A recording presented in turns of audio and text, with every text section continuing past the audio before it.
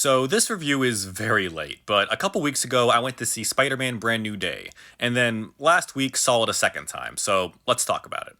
5 years after the events of No Way Home, Brand New Day follows Peter Parker as he continues his life as Spider-Man while trying to come to terms with the absence of Ned and MJ. At the same time, he has to deal with a new change in his powers while also investigating a new threat to New York City.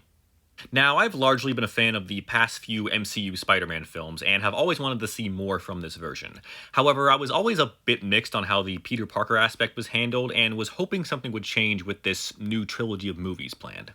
And thankfully, things did change, as this time around, not only do we get a story with more emphasis on Peter Parker as a character, but it's also a bit more serious compared to the last three films, which ends up working considering the consequences of the last film.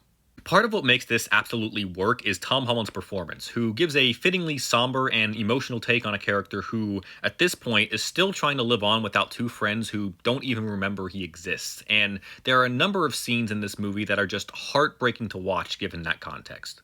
This direction overall was incredibly solid, which is a credit to director Destin Daniel Cretton, who previously worked on Shang-Chi. And that shows in not just in how the character is handled, but also in how the action is handled.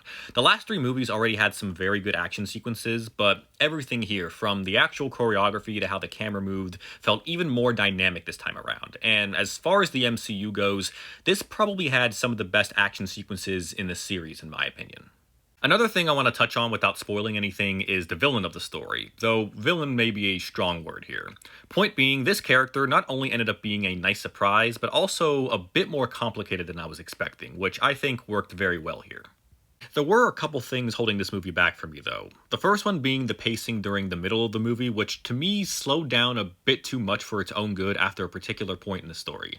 Secondly, and this might be more personal preference, there were a couple times where the movie tried connecting to the larger MCU that honestly felt a little distracting and out of place for me, even if some of it did result in some entertaining scenes.